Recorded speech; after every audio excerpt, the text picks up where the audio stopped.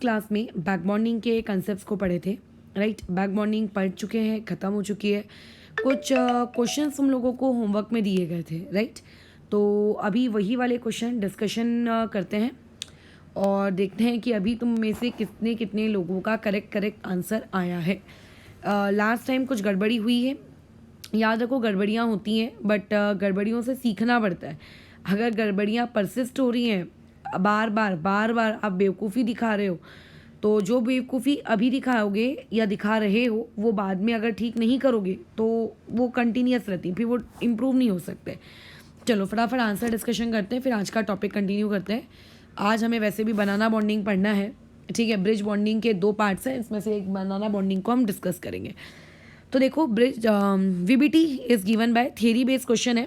इस टाइप के क्वेश्चंस कभी जेडबली वगैरह में नहीं पूछे जाते हैं, बराबर। बट फिर भी आपने वीबीटी थ्योरी पढ़ी है, आपको पता होना चाहिए कि who gave VBT theory. So just उसी एक इन्फॉर्मेशन के लिए ये वाली इन्फॉर्मेशन है, हिटलर एंड लर्नर, ठीक है। ये हो गया। Number and type of bonds between 2 carbon atom, okay. ये तो वैसे नोट्स कॉपी का सवाल है। This is known as calcium carbide, बराबर। इस पर्टिकुलर स्पीशीज़ को कहा जाता है कैल्शियम कार्बाइड। और ये कैसा दिखता है? कार्बन, ट्रिपल बॉन्ड कार्बन होता है और ये इस तरीके से कैल्शियम। तो अगर कोई तुमसे पूछेगा यहाँ पे कितने टाइप के बॉन्ड्स हैं, तो क्या कहोगे, क्या जवाब दोगे? यहाँ पे कितने टाइप के बॉन्ड हैं? आप यहाँ पे पहले तो सिग्मा बॉन्ड गिन लो कि कितने हैं। अच्छा, और सबसे ज़रूरी चीज़, वो 2 कार्बन एटम्स के बारे में बात कर रहा है, तो सिर्फ आपको ये वाली चीज़ तो गिननी नहीं है। तो यहाँ पे एक सिग्मा होता है, सिग्मा हमेशा एक ही होता है और बाकी के बचे हुए पाए होते हैं। तो option will be 1 sigma in 2 pi bond, ठीक है। अच्छा, आगे बढ़ते हैं। The total number of sigma and pi bonds in C2CN4। हाँ, अब देखो यहाँ पे गलती होती है लोगों से।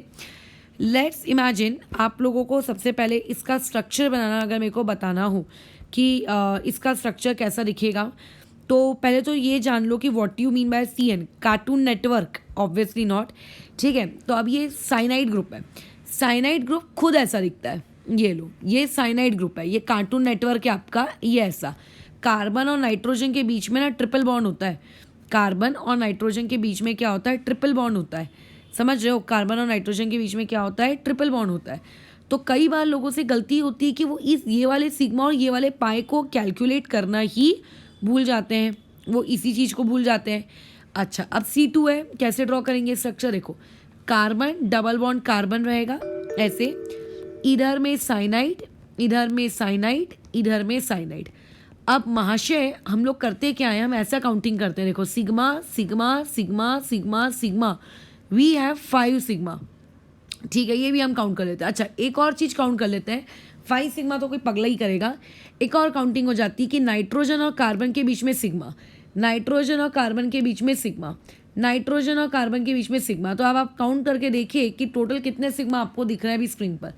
5 दिख रहे हैं। 5 तो पहले ही बन गए थे, और नहीं कितने, एक, हाँ 5 तो आप लोगों को पहले ही दिख गए थे, प्लस 4 मैंने अभी ड्रॉ किए, यानी कि 9। तो तुरंत एक इंसान के दिमाग में ये ऑप्शन जाता है 9 सिग्मा, ये वाले इसमें जाता है। अच्छा, फिर वो देखता है यार पाए तो मेरे को एक ही दिख रहा है। तो जब क्वेश्चन क्रिएट करने वाला जो प्राणी होता है ना, वो आप लोगों को पकड़ा देता है। लो, मैंने 18 हटा के लो 1 कर दिया। अब क्या करोगे? टिक मार के आ जाएगा वो। ऐसा नहीं करते, ठीक है, ऐसा नहीं करते। यहाँ पे 9 सिग्मा कैसे आए, पहले तो ये समझ में आ गया। अब पाए कैसे आएंगे? देखो, साइनाइड की अगर मैं एक ग्रुप की बात करूँ तो यहाँ पे कितने पाए आपको दिख रहे हैं? 2 पाए दिख रहे हैं। तो ऐसे में अगर मैं हर साइनाइड को देखूँ तो टोटल वहाँ पे कितने पाए हो जाएंगे? 2 4 8 और बीच में एक, यानी कि 9 सिग्मा। एंड आप लोगों के how many bonds are there? 9 pi bonds. So there will be option number 1, ये आएगा आपका ऑप्शन नंबर, ठीक है। अच्छा, एंड हाइब्रिडाइजेशन के बारे में अगर मैं बात करूँ, इस कार्बन की हाइब्रिडाइजेशन तो क्या हो जाएगी? 3 सिग्मा बॉन्ड बना रहा है, पाई को तो हाइब्रिडाइजेशन में काउंट करते नहीं है, सो it will be sp2 hybridised carbon atom. अच्छा, एसिटिलीन कंसिस्ट ऑफ, एसिटिलीन आप लोगों के 10th स्टैंडर्ड का सिलेबस है, CH ट्रिपल बॉन्ड CH, ठीक है, IUPAC नेम के हिसाब से जाऊं then it will be known as ethyne. इसमें पूछ रहा है कि क्या है, इसके पास ऑब्वियसली दिख रहा है ट्रिपल बॉन्ड है, मतलब एक सिग्मा होगा और दो उसमें पाए होंगे, तो सिग्मा बॉन्ड ओनली, तो ये तो गलत हो सकता है। पाए बॉन्ड ओनली तो कभी एग्जिस्ट ही नहीं करता, तो कहाँ से तुम्हारा ओनली एग्जिस्ट करा रहे हो, तो इसका आंसर आएगा फोर्थ का वन। इसके पास दोनों होंगे। अच्छा, ठीक है। अच्छा, नंबर ऑफ बॉन्ड से ऐसा तो ध्यान से बोलना, उसने नंबर ऑफ बॉन्ड पूछा, कुछ स्पेसिफाई नहीं कर रहा है कि सिग्मा चाहिए कि पाई चाहिए, तो पहले हम SO2 का स्ट्रक्चर बना लेते हैं। जैसे ये डबल बॉन्ड O यहाँ पे डबल बॉन्ड C और लेट से यहाँ पे लो, ठीक है, ठीक है, यही होता है SO2 का स्ट्रक्चर। मेरे को तो इतना ही पता है, दो सिग्मा है और दो पाए हैं, तो टोटल बॉन्ड आप लोगों के पास कितने हो गए, 4। तो बराबर नंबर, इसमें देखो number of bonds 2 sigma and 1 pi and 1 pair, तो ये आ गया आपका E5 का। हाँ, अब तुम अगर डाउट बोलोगे, कि नहीं मैडम यहाँ तो नंबर ऑफ बॉन्ड्स पूछे थे, तो आपने पहला ऑप्शन क्यों टिक नहीं किया, बॉन्ड ही तो पूछे, आप उसमें लोन पेयर को क्यों काउंट करवा रहे हो जबरदस्ती के। तो देखो उसमें नंबर ऑफ बॉन्ड्स में लोन पेयर को भी काउंट कर, अभी तो अपन हाइब्रिडाइजेशन में उसको काउंट कर रहे हैं ना, उस क्योंकि वो बॉन्ड बना सकता है, ठीक है। बॉन्डिंग इलेक्ट्रॉन भले ही नहीं है, बॉन्डेड इलेक्ट्रॉन नहीं है, बट कैन बिकम बॉन्डेड, तो उसको भी लेते हैं। करेक्ट ऑर्डर टूवर्ड, हाँ इसमें बस एक इंसान से अगर गलती हो सकती है तो ये 1 और 3 के बीच में ही मिस्टेक हो सकती है। इसके अलावा अगर तुम लोगों ने कुछ और मिस्टेक करने का टैलेंट अगर तुम्हारे अंदर है तो then you are out of this world. अगर थर्ड और 1 ऑप्शन के अलावा अगर आप लोगों ने कहीं और मिस्टेक की है तो फिर वो तो अनइमेजिनेबल है एकदम, ठीक है, वो अनइमेजिनेबल है। अच्छा, आगे बढ़ते हैं फिर। The correct order towards bond angle, okay, तो पहला ऑप्शन तो वैसे ही काट के फेंक दो। बोल रहा है यार बॉन्ड एंगल हाइब्रिडाइजेशन पे डिपेंड नहीं करता, कैसी बकवास है। हाँ, हम लोग इतनी SP हाइब्रिडाइजेशन 180 और SP2 120, तो हाइब्रिडाइजेशन पे तो डिपेंड करता है। ओके, अच्छा यहाँ तो सीधा उसका पूछा है, SP वाले को कितना होता है 180, SP2 वालों का कितना होता है 120 और SP3 वालों का कितना होता है आप लोगों का 109। तो इस हिसाब से आपके लिए क्या आना चाहिए आंसर, SP का सबसे ज़्यादा, तो एक ही ऑप्शन है, वो है फोर्थ वाला, ठीक है। अच्छा, अब इंक्रीजिंग P कैरेक्टर का ऑर्डर पूछ रहा है, तो देखो अगर आपके पास SP होता है तो आधा SP और आधा P है, मतलब उसके अंदर P कैरेक्टर कितना होता है 50%। SP2 में आते हो तो S फ्रैक्शन वाइज 1/3 होता है और P फ्रैक्शन वाइज 2/3 होता है।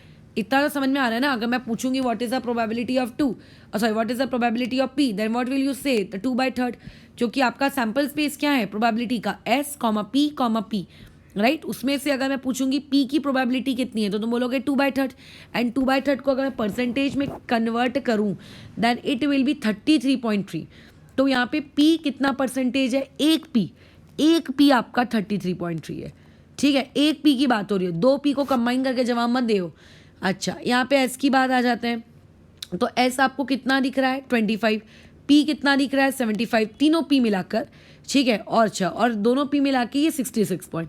तो इससे क्या सीख मिलती है, इससे सीख मिलती है जैसे जैसे आप हाइब्रिडाइजेशन बढ़ा रहे हो उसके अंदर का S कैरेक्टर घटता है, बट उसके अंदर का जो P कैरेक्टर होता है वो बढ़ता है। So option 1 will be the correct, ठीक है। ऑप्शन 2 या ऑप्शन 3 इसलिए नहीं हो सकता क्योंकि उसमें SP को मैक्सिमम दिखाया है, तो obviously not at all SP।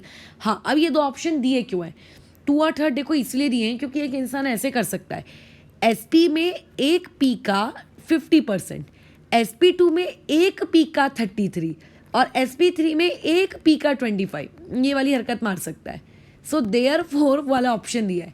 आपको एक P के रिस्पेक्ट में नहीं सोचना है, आपको किसके रिस्पेक्ट में सोचना है, कलेक्टिवली वहाँ जितने भी P हैं उनका ओवरऑल परसेंटेज या उनका ओवरऑल कंट्रीब्यूशन कितना है। विच of the following is not true about CH4। देखो ये वो पॉइंट है जहाँ लोगों से गलती होती है।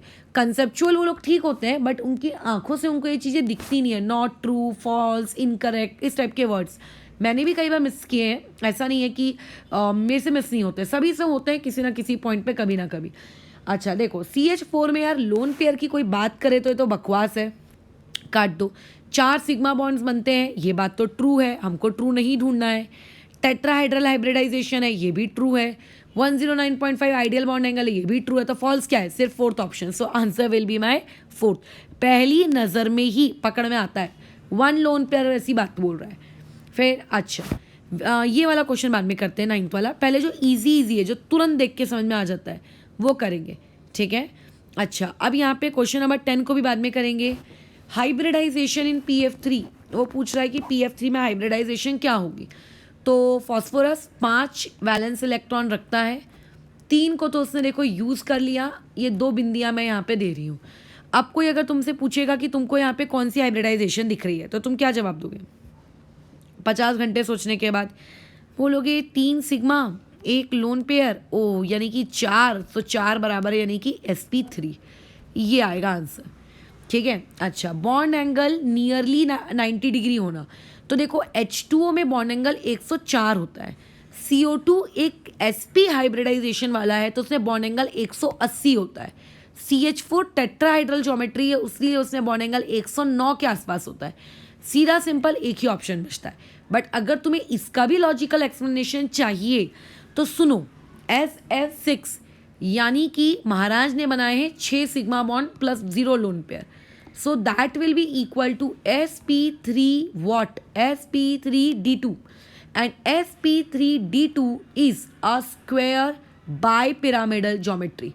And what do you mean by the term square bipyramidal geometry? Square है, उसके ऊपर का परपेंडिकुलर, नीचे परपेंडिकुलर, तो ऑब्वियसली ये वाला एंगल तो 90 डिग्री होगा, एंड क्योंकि उसका प्लेन भी एक स्क्वायर शेप का है, so therefore all bond angles will be of 90 degree. ये इकोलॉती ऐसी हाइब्रिडाइजेशन है जिसमें सारे बॉन्ड एंगल्स 90 डिग्री के होते हैं, ठीक है।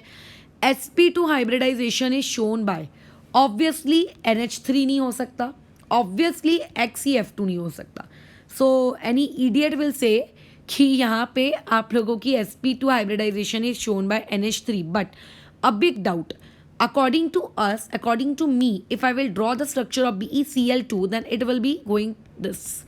मैं बोलूँगी okay I am done, sp which hybridisation, sp की sp2, 2 सिग्मा बॉन्ड्स है ना, तो यानी कि sp।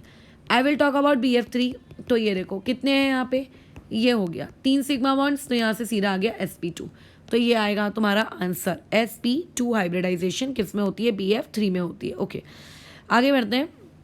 यहाँ पे 14th, the hybridisation of carbon in diamond, graphite and acetylene. Acetylene अभी अभी डिस्कस करके आए हैं हम लोग। Acetylene is nothing but CH triple bond CH, so here the hybridisation will be sp। अब देखो इस आंसर के बेसिस पे मैं ऑप्शन को रूल आउट करती हूँ। सेकेंड ऑप्शन नहीं हो सकता है क्योंकि सेकेंड ऑप्शन में आखिरी में sp2 and acetylene can not be sp2। Same argument से मैंने ऑप्शन नंबर 4 को भी रूल आउट किया। अब नाउ आई एम कन्फ्यूज्ड, यहाँ पे भी sp है, यहाँ पे भी sp है। अब ये आता है आपका थियोरटिकल पार्ट, मतलब रट्टाफिकेशन वाला पार्ट, डायमंड और क्या कहते हैं ग्रेफाइट की हाइब्रिडाइजेशन वाला पार्ट, ठीक है। तो ये चीज़ तो ऑलरेडी आई थिंक मैंने हाइब्रिडाइजेशन जब पढ़ाया था उस वक्त मैंने लिखवाई है कि कितनी होती है, क्या होती है, बट अगर नहीं तो मैं फिर से एक बार बता देती हूँ, ठीक है। अच्छा, तो कैसा है देखो, डायमंड का जो स्ट्रक्चर होता है, ठीक है, डायमंड का जो स्ट्रक्चर होता है उसमें एक कार्बन एटम अपने जैसे और 4 कार्बन एटम, मतलब ये ऐसा जुड़ा होता है, फिर ये एक कार्बन एटम और आगे ऐसे लोगों से जुड़ा होगा, सच दैट कि एक कार्बन एटम 4 सिग्मा बॉन्ड बनाता है। क्या बनाता है? 4 सिग्मा बॉन्ड बनाता है। तो 4 सिग्मा यानी कि sp3 हाइब्रिडाइजेशन, नो डाउट। तो sp3 हाइब्रिडाइजेशन के लिए एक ही ऑप्शन है, सो 1। बट ग्रेफाइट में ऐसा क्या होता है? ग्रेफाइट में कार्बन जो होता है अपने जैसे मात्र 3 कार्बन्स लोगों के साथ ही बॉन्ड बनाता है, मात्र अपने जैसे 3, ठीक है, मात्र अपने जैसे कैसे 3 लोगों के साथ ही वो बॉन्ड बना पाता है। उसके पास एक ऐसा फ्री इलेक्ट्रॉन होता है। अब तुम्हें तो पता है कि इस ऑड इलेक्ट्रॉन को अपन काउंट नहीं करते हैं, ठीक है, बराबर काउंट नहीं करते हैं। सो 3 ही सिग्मा बॉन्ड्स बन रहे हैं, so it will be sp2 hybridise. तो इसीलिए तो ये ओरली याद रहे तो भी बेटर है, अगर नहीं याद है तो स्ट्रक्चर के बेसिस पे भी बता सकते हो, बट कम से कम स्ट्रक्चर याद होना चाहिए। ICl2+ में आपको हाइब्रिडाइजेशन बतानी है सेंट्रल एटम की। ओके, I अपने आजू बाजू 7 इलेक्ट्रॉन रखता है, एक चला गया यानी कि 6 है। 6 में से आप 2 क्लोरीन को ऐसे बना लो, बचे कितने? 3 4 5 6। यहाँ पे 2 सिग्मा है, 2 लोन पेयर है, so hybridization will be, sorry, steric number will be 4। If steric number is 4 then hybridization is what? sp3। So which option? Option number 4। 15 का क्या आ जाएगा, ऑप्शन नंबर क्या आ जाएगा, 4 आ जाएगा। ठीक है, each carbon suboxide, oh each carbon in carbon suboxide, okay okay. तो सबसे पहले ये पता होना चाहिए कि कार्बन सब ऑक्साइड क्या है। अपनी छोटी सी मेमोरी में जो ब्रेन की है उसमें आप इस चीज़ को रजिस्टर कराओ कि C3O2 is known as carbon suboxide. ठीक है, जैसे कैल्शियम कार्बाइड किसे कहते हैं ये पता होना चाहिए, साइनाइड में C ट्रिपल बॉन्ड N होता है ये पता होना चाहिए, G K facts. So like carbon suboxide क्या होता है आपको ये पता होना चाहिए। How carbon suboxide look, this में carbon double bond carbon double bond carbon double bond O double bond O, this is the structure carbon suboxide. Each carbon atom is how many, मतलब how much hybridize वो पूछ रहा है। इस carbon atom ने 2 sigma बनाए हैं, पाई को हाइब्रिडाइजेशन में काउंट नहीं करते, 4 बॉन्ड बना चुका है तो लोन पेयर के होने का तो स्कोप ही नहीं बचता, तो sp हाइब्रिडाइजेशन क्योंकि 2 सिग्मा है। ठीक है, अच्छा अब उसके बाद 17 को भी एक नज़र में मैं नहीं सॉल्व कर रही हूँ, छोड़ रही हूँ उसको, जो एक नज़र में सॉल्व होते हैं उनको फटाफट करो। अच्छा तो अब सब वही वाले टाइप के बच गए। अब देखो क्या करना है। 18 में बोला है among the following pairs in which 2 species are not isostructural. आपको तो पहले ये नॉट वर्ड देख लेना है। अच्छा उसके अलावा आइसोस्ट्रक्चर मतलब उन लोगों के इसमें ज्योमेट्री वगैरह उनकी सेम आनी चाहिए, राइट। तो अभी ओरली सॉल्व करेंगे, ओरली हम लोग सॉल्व करेंगे। ओरली के हिसाब से आप लोगों के पास SiF4 है, सिलिकॉन 4 बॉन्ड बना सकता है, 4 बना रहा है, इसका मतलब sp3 hybridisation 4 bond pairs plus 0 lone pairs बराबर। SF4 में सल्फर टोटल 6 बॉन्ड बना सकता है, 4 बना रहा है, मतलब 4 बॉन्ड पेयर होंगे और ऑब्वियसली 2 लोन पेयर नहीं होंगे, 2 इलेक्ट्रॉन होंगे, जिन 2 इलेक्ट्रॉन को हम 1 लोन पेयर लिखते हैं। ठीक है, so steric number will be 5, so hybridization will be sp3d, right. तो जिनकी हाइब्रिडाइजेशन ही अलग है उनको कई बार हम लोग सोचते हैं कि उनका क्या आइसोस्ट्रक्चर हो सकता है, डोंट गो फॉर दैट, ऐसा मत करो। ऐसा मत सोचो कि दोनों की हाइब्रिडाइजेशन सेम है। आइसोस्ट्रक्चर का मतलब होता है उनकी शेप सेम होनी चाहिए, शेप सेम होनी चाहिए। तो 4 bond pair plus 0 lone pair क्या कहलाता है, ये कहलाता है ट्राइगोनल, नहीं क्या कहलाता है, सॉरी ये टेट्राहाइड्रल, ओके टेट्राहाइड्रल, ये कहलाता है टेट्राहाइड्रल। ठीक है, अच्छा टेट्राहाइड्रल, राइट, या टेट्राहाइड्रल कैसा रहता है टेट्राहाइड्रल, वो तुम्हें पता है, triangular plane and 1 perpendicular to it, ये ऐसा, इसे कहते हैं हम लोग टेट्राहाइड्रल, ट्राइंगल का प्लेन और उसके ऊपर एक परपेंडिकुलर डंडा। अब 4 bond pair plus 1 lone pair, sp3 क्या नाम है आपकी, ये वाली हाइब्रिडाइजेशन। अच्छा ठीक है, इसमें भी यह देख लेते हैं, बाद में इसको भी समझ लेंगे कैसा है क्या नहीं है। ओके आगे बढ़ते हैं। फिर iO3 नेगेटिव, इसका स्ट्रक्चर भी ड्रॉ करना है, हे भगवान। तो अभी आगे आ गए, देखो जो इजी है ना पहले उसका स्ट्रक्चर ड्रॉ कर लो। NH4 पॉजिटिव, NH4 पॉजिटिव यानी कि आपके पास sp3 हाइब्रिडाइजेशन है बराबर, आपके पास कौन सी है, sp3 हाइब्रिडाइजेशन है। BF4 नेगेटिव बराबर क्या है, BF4 नेगेटिव, तो बोरॉन 3 बॉन्ड बनाता था, 1 इलेक्ट्रॉन लाया ढापकर, so it forms sp3 hybridization, इसका भी sp3 हाइब्रिडाइजेशन है बराबर। चलो ठीक है, ये भी डन हो गया। अच्छा उसके बाद बाजू वाले में PF6 नेगेटिव, फॉस्फोरस 5 बॉन्ड बनाता था, 5 के बजाय 6 बनाया है, तो लोन पेयर का तो सवाल ही पैदा नहीं होता। मैं डायरेक्ट कर रही हूँ, इन केस हो सकता है तुम डायरेक्ट ना कर पाओ, तो अगर तुम दो डायरेक्ट नहीं कर सकते तो अपना टुकुर टुकुर करना, आंसर सही आना चाहिए, बस याद रखो। 6 बॉन्ड बनाए हैं फॉस्फोरस ने, तो 6 यानी कि स्टेरिक नंबर 6, स्टेरिक नंबर 6 यानी कि sp3d2 हाइब्रिडाइजेशन। ओके SF6 में आ जाओ। अब देखो इन दोनों की तो हाइब्रिडाइजेशन सेम है, तो ये तो आइसोस्ट्रक्चरल होने ही है, तो ये हमारा ऑप्शन नहीं हो सकता। SF6 ये भी sp3d2 है, तो ये भी नहीं हो सकता। अब देखो इन दोनों में ही हाइब्रिडाइजेशन अलग आ रही है, ये ऑप्शन में कैलकुलेट नहीं कर रही हूँ। ठीक है, ये ऑप्शन में कैलकुलेट नहीं कर रही हूँ, नीड नहीं है ना, हाइब्रिडाइजेशन अलग आई तो आ गई तो स्ट्रक्चर कैसे सेम हो सकता है, so answer will be first. ठीक है आगे, in which of the following pairs hybridization of the central atom is different, यही सेम क्वेश्चन है बट उसको पूछने का उसने क्या कर दिया है, भाषा अलग कर दी है। सो आई डोंट थिंक इसको डिस्कशन की भी कोई नीड है, ये इसका आंसर है। ठीक है, इसको मुझे नहीं लगता डिस्कशन की नीड है। इन केस इस क्वेश्चन में भी अगर किसी को डिस्कशन की नीड होगी तो बताना, मैं कर दूंगी। ठीक है कोई दिक्कत नहीं, लेकिन आई थिंक की नीड है। अब 9th में आते हैं।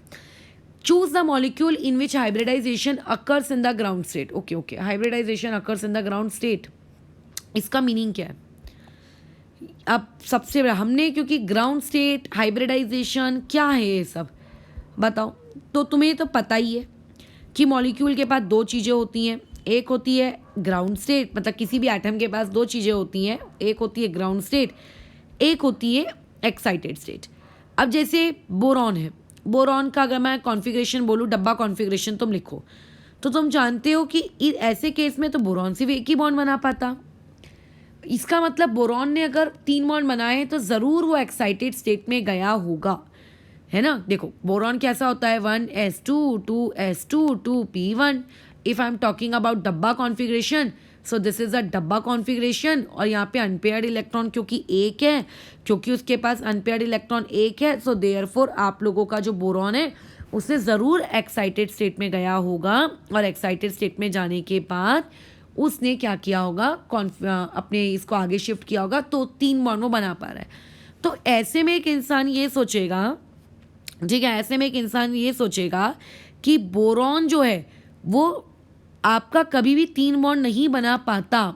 ठीक है, वो कभी भी 3 बॉन्ड अगर नहीं बना पाता अनलेस एंड अनटिल, बराबर, अनलेस एंड अनटिल उसके पास एक्साइटेड स्टेट में जाने का ऑप्शन नहीं होता, बराबर. अगर वो एक्साइटेड स्टेट में नहीं जा पा रहा है तो तुम्हें लगता भी है कि वो बेचारा कभी बॉन्ड बना पाएगा? नहीं बना पाएगा, छोड़ो, जान दो.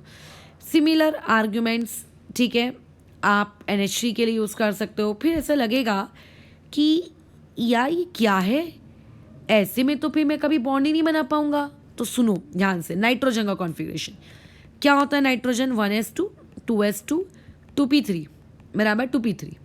अब देखो बाबा, नाइट्रोजन के पास P में कितने, एक एक इलेक्ट्रॉन है, उसका S भरा हुआ है एकदम कंप्लीटली, और उसको बॉन्ड भी कितने बनाने हैं, उसको 3 ही बॉन्ड बनाने हैं यार. और उसके ऊपर एक अनपेयर्ड इलेक्ट्रॉन रहता है, तो ये रहा उसका अनपेयर्ड इलेक्ट्रॉन, और ये 3, क्योंकि उसके पास अनपेयर्ड इलेक्ट्रॉन्स है तो 3 बॉन्ड भी बना सकता है. तो इसको एक्साइटेड स्टेट में जाने की ज़रूरत नहीं है, ये ग्राउंड स्टेट में ही क्वालिफाई हो गया. किस काम के लिए? बॉन्ड फॉर्मेशन के लिए. ये ग्राउंड स्टेट में ही क्वालिफाई हो गया. क्यों? क्योंकि उसके पास 3 अनपेयर्ड इलेक्ट्रॉन ग्राउंड स्टेट में है और उसको कोई एक्साइटेशन में जाने की ज़रूरत नहीं है हाइड्रोजन से कंबाइन होने के लिए. हाइड्रोजन आएंगे इधर इधर इधर आके जुड़ जाएंगे. बोरॉन क्यों गया एक्साइटेड स्टेट में? क्योंकि ग्राउंड स्टेट में बेचारे के पास सिर्फ एक ही खाली, मतलब एक ही ऐसा ऑर्बिटल था जिसके साथ वो बॉन्ड बना सकता था. फुल्ली फिल्ड वाले बॉन्ड नहीं बनाते, कहाँ ज़ीरो फिल्ड वाले भी बॉन्ड नहीं बनाते. फिर इसीलिए उसको एक्साइटेड में जाना पड़ा, ताकि उसके एक्साइटेड में जाने से कुछ इस तरीके का सीन क्रिएट हो, एक बॉन्ड ये बने, एक बॉन्ड ये बने, एक बॉन्ड ये बने. तो इसका मतलब NH3 वो ऑप्शन ज़रूर है जो ग्राउंड स्टेट में रह के कॉन्फ़िगरेशन बनाता है. तो जिन जिन ऑप्शन में 2 आ रहा है वो ऑप्शन सही है. तो एक ही ऑप्शन है जिसमें 2 नहीं आ रहा था, बराबर. अच्छा, ये मेरे को समझ में आ गई चीज़ें, ये मेरे को समझ में आ गई हैं. मेरे को नहीं लगता कि यहाँ तक कोई दिक्कत होगी.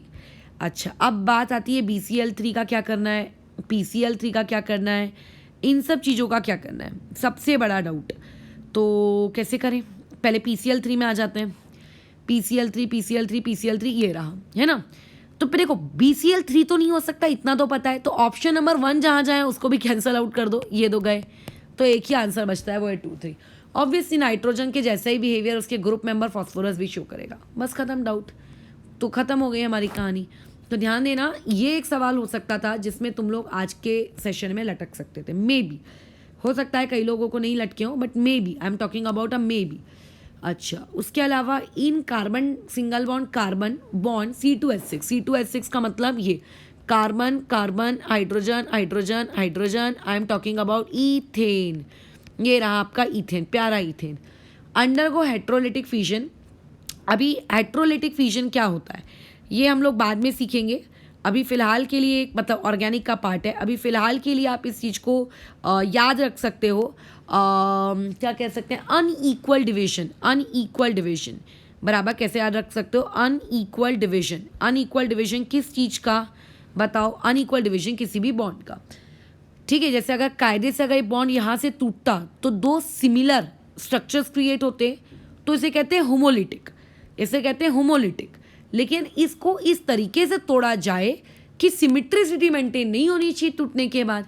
तो जब आप C2H6 को तोड़ोगे तो C2H6 को तोड़ने के बाद जो दो नए कार्बन एटम्स क्रिएट होंगे उनकी हाइब्रिडाइजेशन क्या है। तो देखो, पहले तो आपको ये पता होना चाहिए कि C2H6 को अगर आप डिकम्पोज करोगे, तोड़ोगे, तो C2H6 टूटने के बाद CH3 प्लस CH3 बना लेता यदि आप उसका होमोलिटिक फिजन करते। होमोलिटिक मतलब सिमेट्रिकल, बट आपको इंटरेस्ट है उसका हेट्रोलिटिक फिजन करने में। तो जब आप उसका हेट्रोलिटिक फिजन करोगे तो एक स्पीशीज बनती है CH3 पॉजिटिव और दूसरी स्पीशीज बनती है CH3 निगेटिव। सो इसकी हाइब्रिडाइजेशन होगी sp2 और इसकी हाइब्रिडाइजेशन होगी sp3। ठीक है, तो यहाँ पे एक sp2 का बनेगा और एक sp3 का बनेगा। तो ये भी एक इंपॉर्टेंट पार्ट था जिसमें अटक सकते हो और उसको अपने जीके फैक्ट की डायरी में इंक्लूड कर लो। ठीक है, इवन आज की क्लास में हम लोग B2H6 की भी एंडिंग में उसका डिसोसिएशन पढ़ेंगे। खत्म। तो अभी इसमें देखो कहाँ कहाँ गड़बड़ा सकते हो। शायद तुम क्वेश्चन नंबर 3 में गड़बड़ाओ, शायद हो सकता है शायद क्वेश्चन नंबर 5 में गड़बड़ाओ, और तो देखो कहीं गड़बड़ाने लायक सीन था नहीं, बट फिर भी यू आर टैलेंटेड। हाँ, यहाँ गड़बड़ाओ। तो अगर तुमने कार्बन सब ऑक्साइड को गूगल भी कर लिया है तो देखो कोई दिक्कत की बात नहीं है उतना। तो अगर कोई जीके फैक्ट अगर आ जाएगा तो तुम्हारे पास सारी जानकारी हो, ऐसा ज़रूरी तो नहीं है ना। अब मान लेते हैं अभी कोई मुझसे रैंडम कोई किसी का फॉर्मूला पूछ लेते हैं, मैं ये जैसे तुम उठा के ले आती हो कि ये दवाई के पीछे केमिकल लिखा है, इस केमिकल का फॉर्मूला बताओ या इसका स्ट्रक्चर बताओ। सो ज़रूरी नहीं है कि मैं बता पाऊँ या ज़रूरी नहीं है कि कोई दूसरा टीचर बता पाए। सो अगर तुमने इसको गूगल भी कर लिया तो कोई दिक्कत की बात नहीं इस तरीके का। लेकिन हाँ, अब इसके बाद ये चीज़ तुम्हारी ब्रेन मेमोरी में फिट हो जानी चाहिए। सो टोटल 18 दें, अगर मेरे हिसाब से 18 में से कम 15 तो आने चाहिए। ठीक है, गलती हो सकती है तो इन दो जगह पे हो सकती है, इन दो जगह पे। तो यहाँ से 16 और एक आधी में भी तुमने कहीं गलत किया हो तो किया हो। तो इस तरीके से लास्ट टाइम हमने जो डिस्कशन किया था वो ख़त्म होता है। अच्छा, अभी आज हम लोग नया टॉपिक पढ़ेंगे। ये वाला जो पार्ट है आप लोगों का आज का होमवर्क है। ठीक है, इसका डिस्कशन हम लोग कल करेंगे। तो अभी हम लोग आज का पार्ट शुरू करते हैं। ठीक है, आज का पार्ट शुरू करने से पहले 1 मिनट का मुझे ब्रेक लेना है, तो तुम उस चीज़ को फॉरवर्ड कर सकते हो। ठीक है,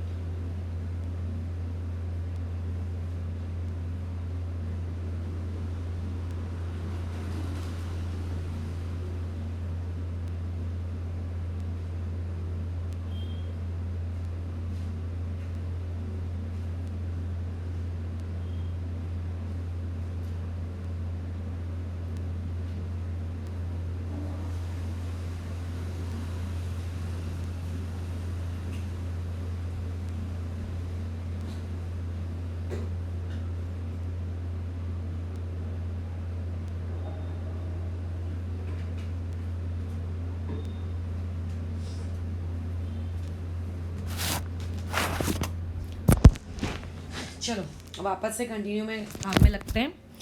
देखो, लास्ट क्लास में हम लोगों ने बैक बॉन्डिंग पढ़ ली थी, है ना। तो सबसे पहले समझते हैं कि ये अजीबोगरीब प्रकार की जो ये बॉन्डिंग्स होती हैं, इन बॉन्डिंग्स की नीड क्या होती है। क्या इनकी सही में रियल लाइफ में कोई नीड है क्या। रियल लाइफ मतलब केमिकल्स की रियल लाइफ में। तो होता कैसा है, कौन इस प्रकार की बनाना bonding, bridge bonding, back bonding कौन बनाते होंगे, तुम खुद सोचो। अब बॉन्ड कौन बनाता है। पहले बात, एक कोई भी मॉलिक्यूल बॉन्ड क्यों बना रहा है। अगर मैं लेविस की थ्योरी के अकॉर्डिंग चलूँ तो वो बोलेगा ऑक्टेट कंप्लीट करने के लिए बना रहा है ना। इलेक्ट्रॉन डेफिशिएंट है, वो नहीं चाहता है कि मैं इलेक्ट्रॉन डेफिशिएंट रहूँ, तो इसीलिए वो बॉन्ड बनाना पसंद करता है कि चलो मिलता हूँ किसी से, जाके बॉन्ड बनाता हूँ ताकि अपना इलेक्ट्रॉन डेफिशिएंट नेचर में ख़त्म कर सकूँ। लास्ट क्लास में हमने जिस चीज़ को डिस्कस किया था वो डिस्कस किया था BF3 को, बराबर। इस BF3 में आपने क्या पाया था कि यहाँ पे बैक बॉन्डिंग होती है, राइट। आपने ये पाया था कि यहाँ पे क्या होती है, बैक बॉन्डिंग होती है। बैक बॉन्डिंग की नीड क्या थी। बोरॉन जो था उसके सेंट्रल एटम के पास मात्र 6 इलेक्ट्रॉन थे, यानी कि उसके पास सिर्फ और सिर्फ क्या था, सेक्सटेट ऑफ इलेक्ट्रॉन था, राइट। अब ऐसे में वो चाहता है कि काश मेरे भी 8 इलेक्ट्रॉन हो जाए, काश। तो ऐसे में अब उस काश को फुलफिल करने के लिए, अच्छा क्यों चाहता है, स्टेबिलिटी आएगी, बराबर। क्या वो अभी स्टेबल नहीं है? स्टेबल है, बट वो चाहता है काश मैं और स्टेबल हो पाऊँ, काश मैं और स्टेबल हो पाऊँ। तो उस और एक्स्ट्रा के चक्कर में जो आप लोगों का BF3 है, वो BF3 क्या करने लगता है, वो पूरी कोशिश करता है काश मैं स्टेबल हूँ, काश मैं स्टेबल हूँ, और इलेक्ट्रॉन लाऊँ, कैसे लाऊँ, क्या करूँ, कैसे करूँ। तो ऐसे में BF3 ये देखता है क्या मैं इलेक्ट्रॉन को एक्सेप्ट करने लायक हूँ। तो as we discuss in last class, boron के पास एक एम्प्टी ऑर्बिटल होता है। ठीक है, बोरॉन के पास क्या होता है? Empty orbital. फॉर एग्जाम्पल, आपके घर में गेस्ट आए हुए हैं, ठीक है, आपने सब गेस्ट को रूम अलॉट कर दिए रहने के लिए कि ये आपका है, ये आपका है, आपको यहाँ रहना है, आपको यहाँ सोना है, एक्सेट्रा एक्सेट्रा। अब अचानक से मान लेते हैं आपको पता चला कि अरे अब आपके यहाँ एक और गेस्ट आने वाले हैं। अब गेस्ट को आने से मना तो नहीं कर सकते रियल लाइफ में, बट अगर मान लेते तो मना कर सकते। तो तुम क्या क्राइटेरिया देखकर मना करते? ये देख के मना करते ना कि क्या तुम्हारे पास उनको अकोमोडेट करवाने के लिए जगह है। तो अगर मान लेते तुम्हारा घर एकदम ठसाठस भरा हुआ है, तो तुम ऐसे में क्या करोगे? तुम्हें कुछ अदर अरेंजमेंट्स करने पड़ेंगे उनके लिए। हो सकता है तुम्हें कोई होटल में बुकिंग करनी पड़े, हो सकता है तुम लोगों को कोई अलग से घर कुछ दिनों के लिए या कुछ टाइम पीरियड के लिए रेंट आउट करना पड़े जहाँ पे गेस्ट को आप ठहरा सको, एक्सेट्रा एक्सेट्रा। तो इस तरीके से हम लोगों को क्या करना पड़ता है, पहले ये चेक करना पड़ता है कि अगर हम किसी न्यू स्पीशीज़ को अपने घर में एंट्री दे रहे हैं, बोरॉन अगर किसी नए इलेक्ट्रॉन को अपने घर में एंट्री देना चाहता है, तो उस एंट्री के लिए उसके पास इलेक्ट्रॉन है क्या? अच्छा, वो देखिएगा हाँ, I have empty orbital, very good, I have empty orbital means I can accept electrons. I have empty orbitals का मतलब होता है आई कैन एक्सेप्ट इलेक्ट्रॉन्स। तो बोरॉन देखता है कि उसके बाजू में फ्लोरीन है, और फ्लोरीन बोलता है आई हैव लोन पेयर्स। तो ये आपका फ्लोरीन इस तरीके से इसके एम्प्टी ऑर्बिटल में इलेक्ट्रॉन डोनेट करता है। एंड बस इसी प्रोसेस को हम लोग क्या कहते हैं? बैक बॉन्डिंग कहते हैं। बैक बॉन्डिंग से उसके पास कुछ हद तक, not 100%, not 200%, not 50%, but at least कुछ हद तक उसकी क्या आ जाती है? स्टेबिलिटी आ जाती है, राइट? उसकी क्या आ जाती है? स्टेबिलिटी आ जाती है। ओके, अब ये स्टेबिलिटी उसकी कैसे आई? मॉलिक्यूल जो है आपका बोरॉन जो है, जो सेंट्रल एटम है, तो सेंट्रल एटम ने उस स्टेबिलिटी को अचीव करने के लिए अपने अंदर ही अंदर, मॉलिक्यूल के अंदर ही अंदर, विथ इन द मॉलिक्यूल उसने क्या किया बताओ? उसने विथ इन द मॉलिक्यूल क्या कर दिया बताओ? उसने विथ इन द मॉलिक्यूल एक क्या निकाली? सर्च, एक कहते हैं ना क्या वो सर्च निकाला, सर्च वारंट निकाला। और वो देखता है कि क्या कोई मेरी भूख को शांत करने के लिए, क्या कोई मेरी इलेक्ट्रॉन की डिफिशियंसी को पूरा करने के लिए कोई अवेलेबल है, कोई अवेलेबल है। तो वो देखता है हाँ, कि हाँ यहाँ पे ये देखो अवेलेबल है फ्लोरीन। तो उसने कर ली बैक बॉन्डिंग। उसने क्या कर ली? बोलो, बैक बॉन्डिंग कर ली। बड़े मज़े से, बड़े प्यार से उसने क्या कर ली? बैक बॉन्डिंग कर ली। Okay, we are good, we are done कि अच्छा बैक बॉन्डिंग हो गई। बट मान लेते हैं अगर यहाँ पे BF3 के बदले में, फ्लोरीन के बदले में कोई ऐसी स्पीशीज़ होती, लेट्स एग्जाम्पल हाइड्रोजन होता। अब तुम तो जानते हो हाइड्रोजन के पास कोई वैलेंस इलेक्ट्रॉन तो होता ही नहीं है। अब बोरॉन क्या अभी भी इलेक्ट्रॉन डेफिशिएंट है? बोरॉन इलेक्ट्रॉन डेफिशिएंट था, इलेक्ट्रॉन डेफिशिएंट है और इलेक्ट्रॉन डेफिशिएंट रहेगा। उसके पास क्या एम्प्टी ऑर्बिटल है? हाँ, इलेक्ट्रॉन डेफिशिएंट वो पहले भी था, ऊपर वाले केस में भी था, अभी भी वो इलेक्ट्रॉन डेफिशिएंट है। पहले भी उसके पास एम्प्टी ऑर्बिटल था, अभी भी उसके पास let's say empty orbital EO है।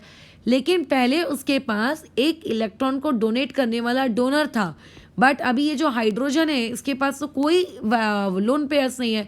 सो ये नॉट अ डोनर, ये आप लोगों का एक डोनर नहीं है। अरे यार, जब ये डोनर ही नहीं है तो हाइड्रोजन कैसे एम्प्टी ऑर्बिटल में इलेक्ट्रॉन भेजेगा?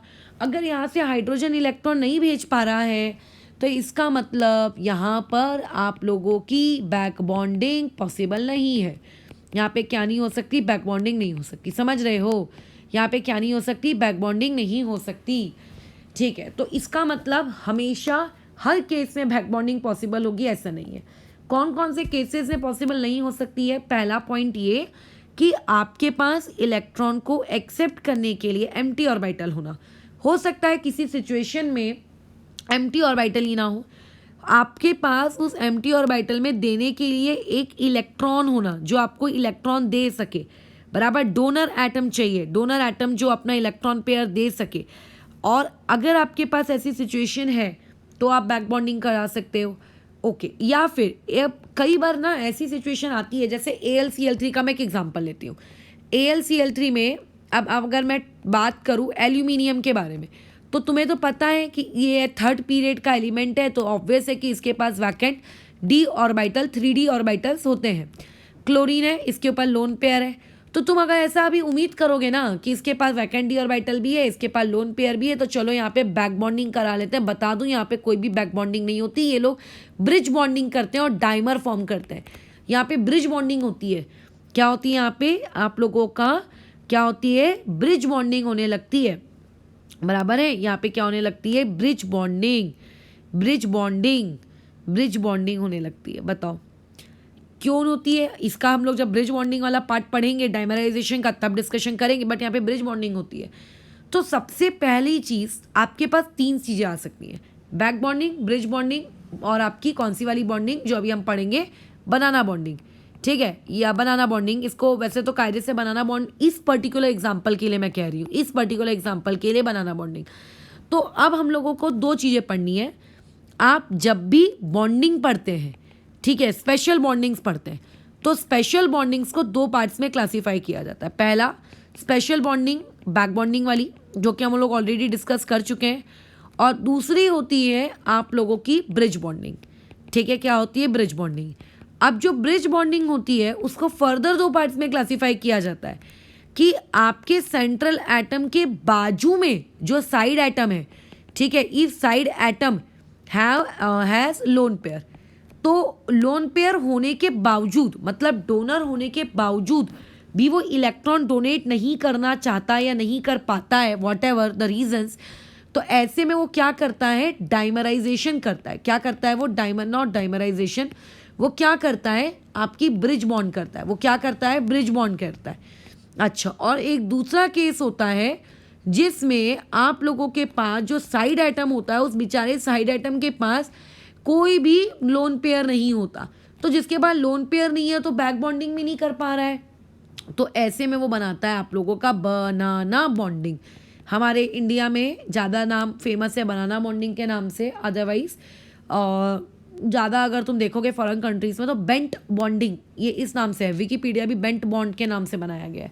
ठीक है, वैसे बनाना बॉन्डिंग भी सर्च करोगे तो मिल जाएगा गूगल पे, but no need of that extra जानकारी, दिस जानकारी इज सफिशिएंट। ओके, अब आपको ये समझना है कि इसके और इसके बीच का जो डिफरेंस है, ये टुमारोज क्लास ये वाला हम कैसे पहचानेंगे कि बनाना बॉन्ड, सॉरी ब्रिज बॉन्ड वाला बन रहा है कि बैक बॉन्ड बन रहा है। हमारा आज का कंसर्न है कि अगर साइड एटम के पास लोन पेयर ही नहीं है तो, ये हमारा आज का कंसर्न है। अगर साइड एटम के पास लोन पेयर ही नहीं है तो देखो इस चीज़ की जो बहसबाजी है वो शुरू हुई थी आप लोगों के B2H6 से। B2H6 एक बहुत ही स्टैंडर्ड एग्जाम्पल है, इसलिए ले रही हूँ मैं।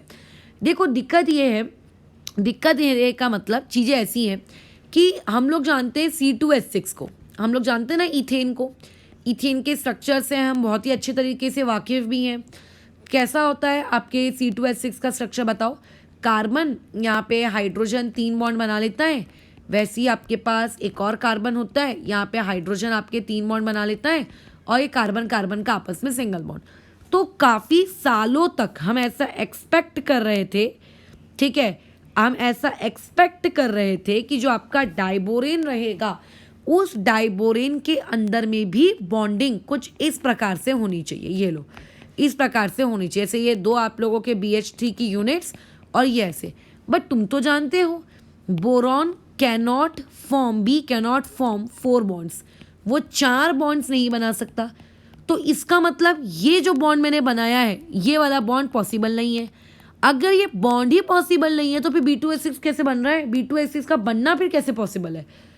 तो पहले के जो साइंटिस्ट वगैरह थे उनके दिमाग में बहुत चले जा रहा था कि ज़रूर B2H6 का स्ट्रक्चर C2H6 के जैसा दिखना चाहिए, बट यहाँ पे तो ये बॉन्ड नहीं एग्जिस्ट कर रहा है, तो फिर B2H6 कैसे बन रहा होगा, एक्सेट्रा एक्सेट्रा एक्सेट्रा। उन लोगों के दिमाग में बहुत सारी खिचड़ी मचे जा रही थी, बहुत खिचड़ी उनके दिमाग में मच गई।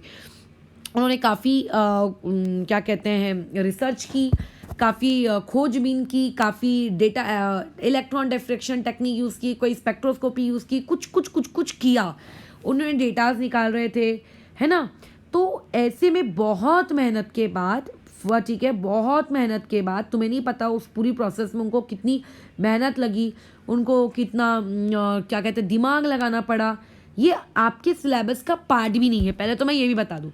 ठीक है, जब हम लोगों ने ये डाइबोरेन इनऑर्गेनिक केमिस्ट्री में पढ़ा था अपनी पीजी में, तो मैं उसमें तुम्हें बता दूं कि डाइबोरेन के ऊपर पूरा हमारा एक सेमेस्टर था, पूरा का पूरा। सोचो, पूरे डाइबोरेन की एक मोटी सी किताब थी इनऑर्गेनिक केमिस्ट्री की, पूरी बोरेन केमिस्ट्री। सोचो, पूरी बोरॉन की केमिस्ट्री, ठीक है, पूरी बोरॉन केमिस्ट्री। मतलब तुम समझो कि इनऑर्गेनिक का एक सेमेस्टर, ऑलमोस्ट एक सेमेस्टर का 50% हम लोगों का इस बोरॉन महाराज को डोनेट किया था, उन्होंने समर्पित किया था। इतना इम्पॉर्टेंट है ये, ठीक है। और हम लोगों के सर हुआ करते थे, वो उन्होंने ये डाइबोरेन का स्ट्रक्चर समझाया था। मतलब ऑलमोस्ट हम तो पक गए थे, और रोज रोज एक कहानी सुन सुन के वही कहानी मैं तुम्हें रिपीट करके दे रही हूँ कि वहाँ पे आपका बोरॉन तो 4 बॉन्ड बना नहीं सकता है। तो उनको बहुत कन्फ्यूजन हो रही थी कि हाउ हाउ हाउ। उन्होंने बहुत सारे डेटाबेस निकाले, कुछ एक्सपेरिमेंट्स किए, ये किया वो किया, ठीक है। बाद में फाइनली उनके पास डाइबोरेन का एक स्ट्रक्चर आया, और वो जो डाइबोरेन का स्ट्रक्चर आया, ठीक है, वो डाइबोरेन का स्ट्रक्चर अब हम लोग दुनिया में पढ़ते हैं। बट वो स्ट्रक्चर कैसे आया, ठीक है, वो आप लोगों के लिए वो ज़रूरी नहीं है, ठीक है। वो आप लोगों के लिए बिल्कुल भी ज़रूरी नहीं है कि कैसे आया, कैसे उन्होंने किया, कैसे नहीं किया, क्या सोचा उन्होंने। Not a part of your syllabus. कौन से एक्सपेरिमेंट्स किए, क्या डेटास निकाला, वो सब पढ़ के क्या करोगे मुझे बताओ।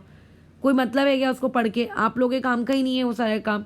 इन केस अगर फ्यूचर में पीजी पढ़ो तो करना बिल्कुल, अभी जब उसकी नीड नहीं है, अभी तो आपको कोई नीड नहीं है, तो ज़रूरत ही क्या है। राइट नाउ हमें डायरेक्टली उनके द्वारा बने हुए डाइबोरेन के स्ट्रक्चर को अब सिर्फ सीखना है।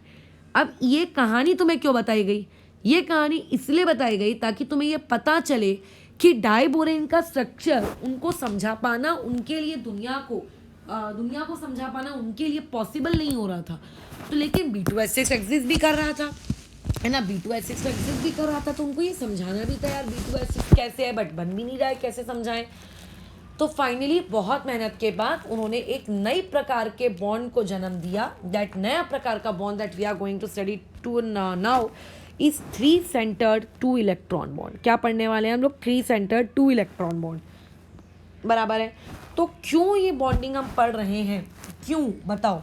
ये बॉन्डिंग इसीलिए हम पढ़ रहे हैं क्योंकि आपको उनको ये नॉर्मल बॉन्डिंग से समझाते नहीं बन रहा था, तो उन्होंने कंसेप्ट दिया कि अच्छा ज़रूर ऐसा कुछ हो रहा होगा, ठीक है, ज़रूर ऐसा कुछ हो रहा होगा जिसकी वजह से ये स्ट्रक्चर बन रहा है। नॉर्मल कंडीशन में तो ना बन सकता है बाबा ये स्ट्रक्चर। अब हम लोग आगे बढ़ते हैं अपनी मेन कहानी पर। ये अपने एक ऊपर से ट्रेलर देख लिया है।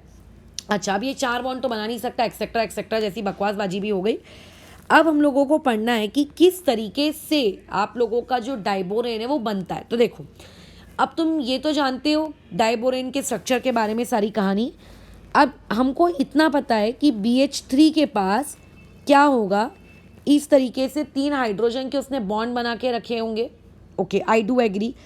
अब उसके पास एक वैकेंट ऑर्बिटल होगा, आई डू एग्री, ये मैंने बना दिया वैकेंट ऑर्बिटल। बाजू में एक और बोरॉन है। अब तुम तो जानते हो कि वो जो एक और बोरॉन रहेगा, उस एक और बोरॉन के पास भी 3 हाइड्रोजन होंगे। तो लेट्स से ये उसके पास 3 हाइड्रोजन, एक मिनट, हाँ, एक यहाँ पे, एक यहाँ पे, एक मान लेते हैं यहाँ पे, और एक मान लेते हैं यहाँ पे इसका ये वैकेंट ऑर्बिटल। समझ लो, मैंने जानबूझ के एक वैकेंट ऑर्बिटल को ऊपर की तरह शो किया है, राइट, जानबूझ के, ठीक है। अब जो स्ट्रक्चर उन साइंटिस्ट लोगों के द्वारा, रिसर्चर्स के द्वारा दुनिया को प्रपोज करके दिया गया, वो ये था, उनकी सोच ये थी कि पहली बात तो ये जो कॉर्नर के हाइड्रोजन है, ठीक है, मैं इनको पिंक कलर से डिनोट करती हूँ या फिर यहाँ लिख देती हूँ HT, ये टर्मिनल हाइड्रोजन है। ओके, टर्मिनल मतलब कॉर्नर में लगे, ओके, ठीक है। और ये जो हाइड्रोजन है, they are known as bridged hydrogen atoms. Bridged hydrogen atom, what do you mean by the term bridged hydrogen atom? Bridge होता क्या है डेली लाइफ में भी? एक प्लेस को दूसरी प्लेस से कनेक्ट करने वाला।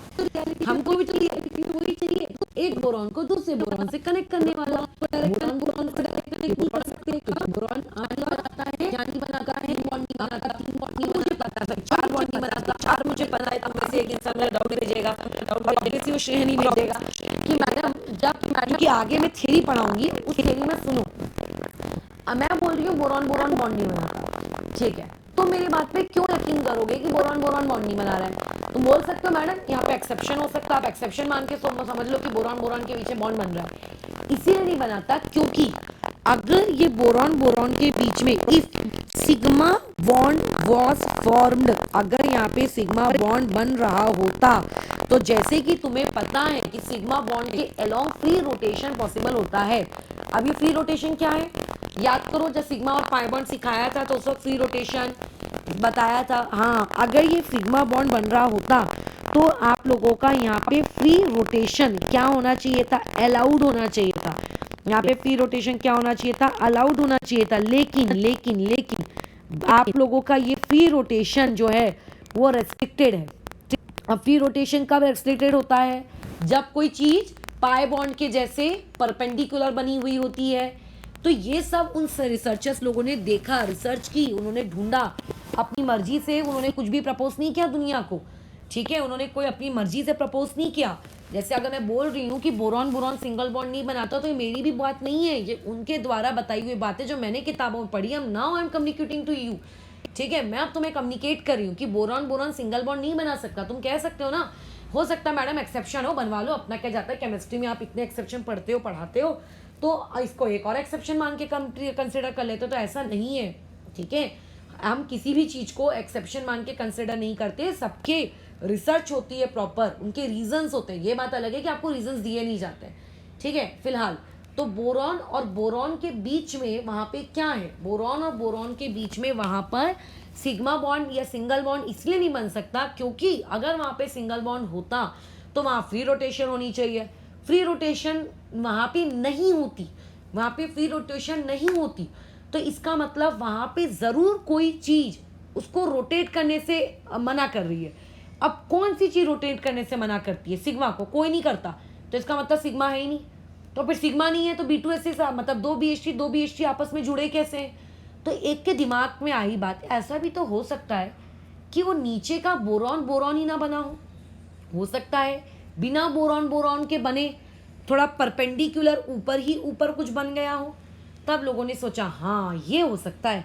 तो आप लोगों के जो रिसर्चर्स थे उन्होंने इस थ्योरी को सोचा कि अच्छा रेस्ट्रिक्शन हो रहा है, रेस्ट्रिक्शन तो पाई बॉन्ड करते हैं, तो पाई बॉन्ड यहाँ नहीं बन सकता क्योंकि पाई तो तभी बनता है जब सिग्मा बनता है, तो जरूर पाई के जैसा ही कोई नया प्रकार का बॉन्ड बन रहा होगा।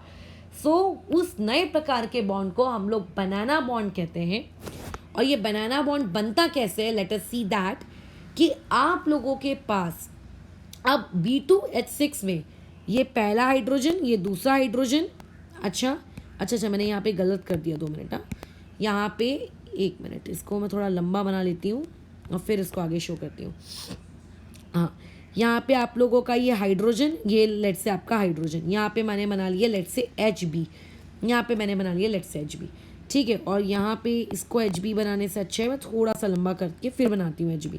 तो अब देखो, अब यहाँ पे होती कैसी है ये चीज़, ऐसी होती है कि तुमको तो पता है कि ये वाला बॉन्ड और ये वाला एटम के बीच में 2 इलेक्ट्रॉन शेयर्ड है। कौन से? ये 2 इलेक्ट्रॉन, एक बॉन्ड में 2 इलेक्ट्रॉन होते हैं, यहाँ पे भी कितने इलेक्ट्रॉन शेयर है? 2। अब आप लोगों का जो डाइबोरेन का स्ट्रक्चर उन लोगों द्वारा प्रपोज किया गया, वो प्रपोज स्ट्रक्चर ये कहता है कि आप लोगों का ये वाले बॉन्ड के जो 2 इलेक्ट्रॉन्स हैं, ये इलेक्ट्रॉन्स यहाँ इस वैकेंट ऑर्बिटल में आते हैं, और ये वाले जो 2 इलेक्ट्रॉन्स हैं ये इस वैकेंट ऑर्बिटल में जाते हैं, ऐसा। और ये चीज़ और ये जो चीज़ है, ये 2 इलेक्ट्रॉन इधर जाते हैं, फिर 2 इलेक्ट्रॉन इधर आते हैं, फिर जाते हैं, फिर आते हैं, फिर जाते हैं, फिर आते हैं। This is known as banana bonding, खत्म। और ये चीज़ इतनी ज़्यादा रैपिड होती है कि यू फील दैट कि वहाँ पे एक परमानेंट बॉन्ड बन चुका है, एंड यू फील दैट कि वो परमानेंट बॉन्ड कुछ इस प्रकार से दिखता है, ये ऐसा, ये ऐसा। यानी कि तुम ये कह सकते हो वो जो बीच का हाइड्रोजन है वो जो बीच का हाइड्रोजन है, this hydrogen is making two bonds, एक इधर एक इधर। बट एज वी नो कि हाइड्रोजन तो दो बॉन्ड बना नहीं सकता है, राइट? हाइड्रोजन तो दो बॉन्ड बना नहीं सकता है। इसका मतलब जब वो राइट साइड में बॉन्ड बना रहा है तो लेफ्ट साइड बॉन्ड नहीं होगा, लेफ्ट साइड बना रहा है तो राइट साइड नहीं है।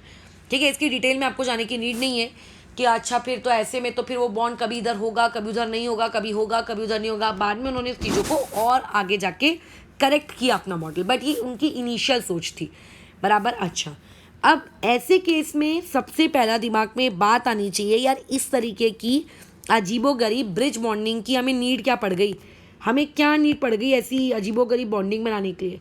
तो उसकी नीड पड़ गई इलेक्ट्रॉन डिफिशिएंसी। चाहे आप बैक बॉन्डिंग पढ़ो या चाहे आप बनाना बॉन्डिंग पढ़ो, कोई भी चीज़ इलेक्ट्रॉन डिफिशिएंट है, इस वजह से वो क्या करती है, आप लोगों का वो एक्स्ट्रा बॉन्ड बनाती है। व्हाट डू यू थिंक, क्या इस एक्स्ट्रा बॉन्ड से आपको कोई फ़ायदा हुआ? तो ऑब्वियसली हुआ। जो BH3 पहले था, जो BH3 पहले था, कहाँ था BH3, कहाँ था BH3, कहाँ था, ये था, लेट्स से ये BH3 था। तो यहाँ पे इस BH3 की पहले हाइब्रिडाइजेशन क्या थी? हाइब्रिडाइजेशन sp2 थी। लेकिन अब ये BH3 की हाइब्रिडाइजेशन कितनी हो गई, काउंट करो। sp3 हो गई है, 4 सिग्मा बॉन्ड्स बन रहे हैं, 1 2 3 4, ये ऐसे।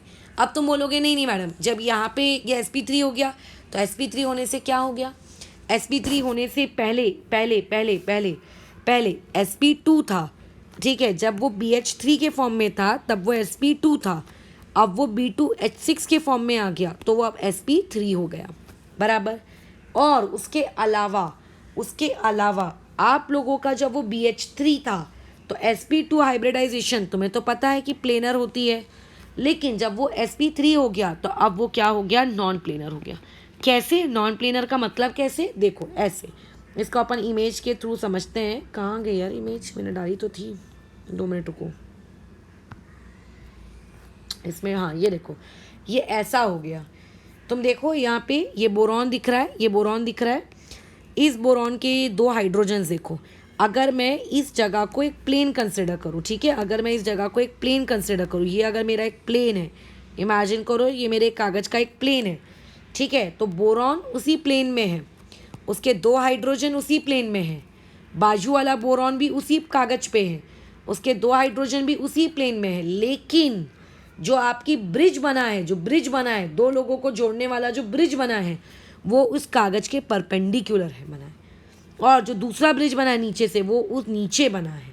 यानी कि ब्रिज बॉन्डिंग, यदि आप ब्रिज बॉन्डिंग को प्लेन में कंसिडर करोगे तो टर्मिनल वाले आउट ऑफ द प्लेन हो जाएंगे, और अगर टर्मिनल और बोरॉन को अगर आप इन प्लेन कंसिडर करोगे तो ब्रिज वाले फिर आउट ऑफ द प्लेन हो जाएंगे। यानी कि कहने की अर्थ यह है कि दोनों एक दूसरे के क्या होते हैं, म्यूचुअली परपेंडिकुलर होते हैं, दोनों एक दूसरे के म्यूचुअली परपेंडिकुलर होते हैं। अच्छा, अभी जब हम BH3 में थे तो आपके टोटल कितने एटम्स प्लेन में थे, तब बोलोगे 3 हाइड्रोजन प्लस 1 बोरॉन, तो ऑल ओवर टोटल 4 एटम्स जो थे मेरे, टोटल 4 एटम्स कैसे थे, प्लेन में थे, बराबर। अच्छा, लेकिन जब आप बात करोगे B2H6 की, तो B2H6 में 2 टर्मिनल यानी कि कॉर्नर वाले 4 हाइड्रोजन एटम और 2 बोरॉन एटम, यानी कि टोटल अब मेरे पास कितने एटम्स प्लेन में हो गए, 6 एटम्स मेरे क्या हो चुके हैं, प्लेन में। याद रखना, अगर तुमने टर्मिनल को प्लेन में लिया तो, ठीक है, तो अगर तुमने टर्मिनल को प्लेन में लिया तो, टर्मिनल को अगर प्लेन में लोगे तो ब्रिज वाले परपेंडिकुलर हो जाएंगे उसके, ठीक है। तो यानी कि 6 एटम एक प्लेन में, और सेकंड प्लेन में आप लोगों के कितने एटम्स होंगे, मात्र 2 हाइड्रोजन एटम। तो एक प्लेन में 6 एटम, दूसरे प्लेन में 2 एटम, तो इस तरीके से टोटल 8 होते हैं। और प्लेन 1 और प्लेन 2 ये दोनों एक दूसरे के क्या होते हैं, परपेंडिकुलर होते हैं, बराबर। तो ध्यान से सुनेंगे, अगर ब्रिजेस को प्लेन में लिया है तो टर्मिनल और बोरॉन वो आउट ऑफ द प्लेन हो जाएंगे, मतलब प्लेन के परपेंडिकुलर हो जाएंगे। वैसे तो हैं ही वो दोनों एक दूसरे के, बट अगर आपने मान लेते हैं अपने एटम्स, बोरॉन और हाइड्रोजन वाले एटम्स को अगर आपने प्लेन में दिखाया है तो फिर टर्मिनल वाले आपके मान के चलिए कि वो उसके परपेंडिकुलर रहेंगे, ठीक है। तो बस यही B2H6 का इतना छोटा सा प्यारा सा स्ट्रक्चर था। अब थोड़ी सी जीके फैक्ट्स पे बात कर ली जाए B2S6 के स्ट्रक्चर से। ज़्यादा आपको जानकारी हासिल करने की ज़रूरत नहीं है, ठीक है। ये इतना डिटेल पार्ट नहीं है। सोचो इसमें हमने अपना पूरा एक सेमेस्टर समर्पित किया है। तुमको एक मुश्किल से एक छोटे से 1 घंटे के वीडियो लेक्चर में ये चीज़ क्या समझ में आएगी और क्या बताई जाएगी? तो ये जस्ट एक जीके फैक्ट के नाम पे आपको थोड़ा बताया जाता है, ठीक है। अच्छा, आगे देखते हैं। अब देखो, ये जो बॉन्डिंग होती है, इस प्रकार की बॉन्डिंग को हम बनाना बॉन्डिंग कहते हैं, ठीक है। It is known as banana bonding. पहला fact, it is known as banana bonding. क्यों इसको हम बनाना बॉन्डिंग कहते हैं? क्या इस तरीके के हर बॉन्ड को हम बनाना बॉन्ड कहेंगे? नहीं, आगे उसका भी एग्जाम्पल दे देंगे, बट इस प्रकार के बॉन्ड को बनाना बॉन्ड कहते हैं। क्यों? बोरॉन की तरफ से ये एक ऑर्बिटल है, बाजू वाले बोरॉन की तरफ से ये एक ऑर्बिटल है, और हाइड्रोजन इन दोनों ऑर्बिटल में ऐसा कॉमन है। So this is known as banana bond.